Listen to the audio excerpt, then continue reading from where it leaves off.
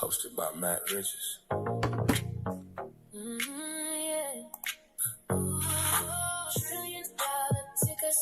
Watch the market unfold. Good morning, good afternoon, or good evening. Wherever you're tuning in from around the globe, peace, blessings, financial freedom. Peace, blessings, financial freedom. Peace, blessings, financial freedom. Welcome to the $1 Trillion Tickers broadcast. I'm your host, Matt Riches. It is Tuesday, May 5th, 2026. This is the pre-market briefing. We're coming into the session with some bullish momentum. The futures are pointing higher. The NASDAQ actually hit a all-time high here in the pre-market. So we'll see if that momentum continues once the market opens. Plus, once we get to 7 a.m., we do have multiple economic reports that come out. So we'll get into that a little bit later. I track the headlines, the data, and the market levels so you don't have to. This show is for education and entertainment only. Always do your own research, but you can use this show as a foundation. Let's get into the mantra, y'all. I deserve to be healthy. I deserve to be happy. I deserve the wealth that I'm building for me and my family. Riches and freedom, they come to our hands. I'm the master of all I command. My learning is limitless. My earnings are too. The more I discover, the more I can do. The stock market is a machine of design, and I have the power to make that wealth mine. I am capable, I am skilled, I am bold. Blessings on the journey as the vision unfolds. All right. Now, let me tell you a little bit more about that data that we have coming out. At 7 a.m., we have ISM Services PMI. We have JOLTS job openings. Both of those are red folders, so do expect a lot of volatility at 7 a.m. And then we have new home sales, which is at 7 a.m. as well, but it's an orange folder, so it's not as much volatility. But all three of those together should definitely cause some volatility in the market. That is services, labor, and housing all at once. If the data comes in strong, the bullish continuation should take heed. But if it comes in too hot, especially on labor, then we might see a pullback. All right, the fear and greed index is at 62. We are in greed. The momentum is positive, but the expectations are elevated. All right, let's get into some earnings, y'all. Let's get into some earnings. So yesterday after market close, we had Palantir. They beat on earnings by 18.9%, beat on revenue by 5.8%. As you can see, it did spike up initially, and then it dropped here in the pre-market to fill the gap, and now it is down 1.25% from yesterday's close. We also had ON Semiconductor. They beat on earnings by 4.4%, beat on revenue by 1.7%, and they are currently down 6% from yesterday's close. And then we had Grab. Grab missed on earnings by 153%, beat on revenue by 3.6%. But even with those numbers, they are up 6.5% since yesterday's close. Now in the pre-market, we did have Shopify. They beat on earnings by 2%, beat on revenue by 2.1%. They are currently down 5.9% since yesterday's close. PayPal, I don't have the numbers, but as you can see, it's down a lot. Currently down almost 10% from yesterday's close. Then we have Pfizer, beat on earnings by 3.9%, beat on revenue by 4.4%, spiked up, sold off, and spiked up again. It's currently up just 1% from yesterday's close. After the market closes, we do have AMD. Oh, wait a minute. AMD hit an all-time high yesterday? Not yesterday, but Thursday. AMD hit Friday. AMD hit all-time high on Friday, but they do have earnings after the market closes.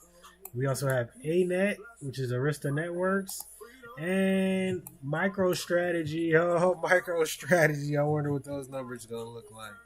I know those numbers is going to look crazy.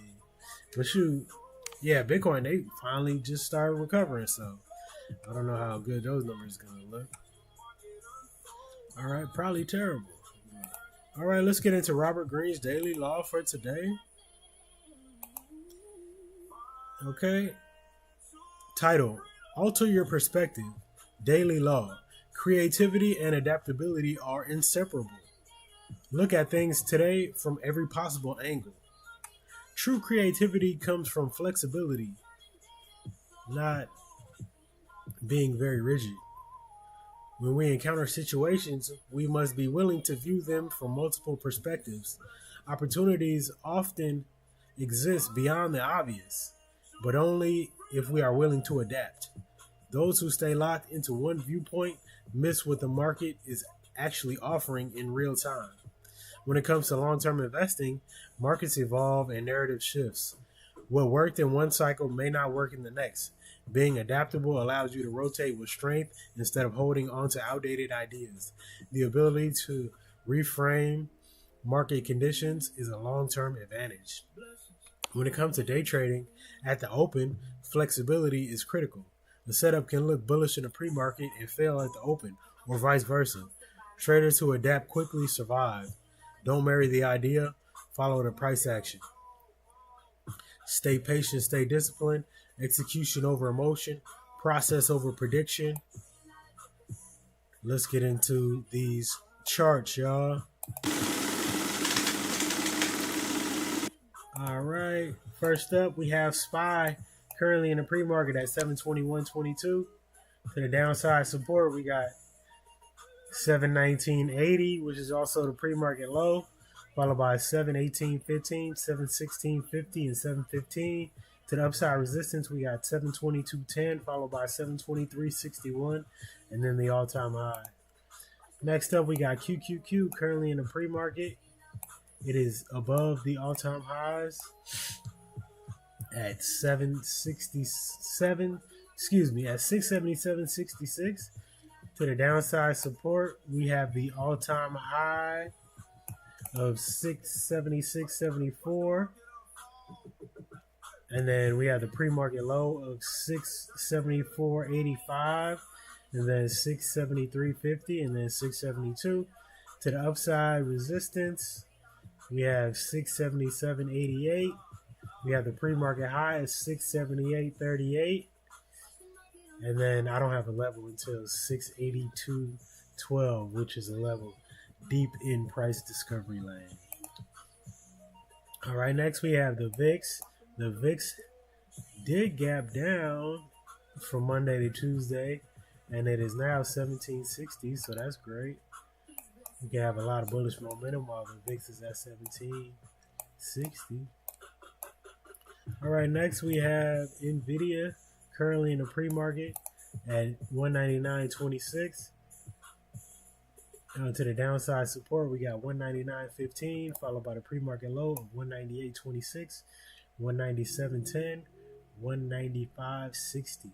To the upside resistance, we got the pre-market high at 199.35, followed by 199.65, and then I have an hour level here at 201.70, and then 202.50, and then 204.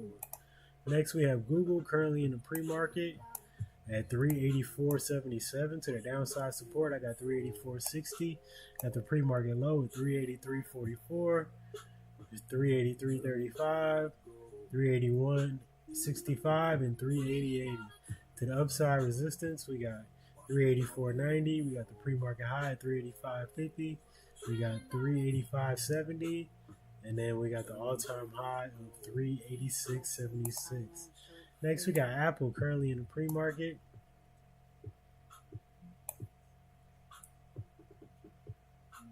at 275.93. To the downside support, we got the pre-market low of 275.20, 274.85, 274.30, and then 272.40, which is a weekly level. And then to the upside, it's very close to that right now, 276. And then we got the pre-market high of 276.90, followed by 278.80, which is a weekly level, and then 279.60 and 280.60. Next, we got Microsoft currently in the pre-market at 415.88. To the downside support, we got the pre-market low of 414.81, followed by 413.60, and then 411.20. To the upside resistance, we got the pre-market high of 416.62, followed by 418.05, and then 420.75. Next, we got Amazon currently in the pre-market at 273.65. To the downside support, we got 273.30. We got the pre-market low at 272.98, and then 270.20, 268.85. To the upside resistance, we got the pre-market high at 274.79, 275.15, and then the all-time high at 276.10. Next, we got TSM currently in the pre-market at 402.50. To the downside support, we got $400.25. We got the pre-market low, $399.35. We got $396.75. To the upside resistance, we got the pre-market high of 403, followed by 404, 405, and 407.20.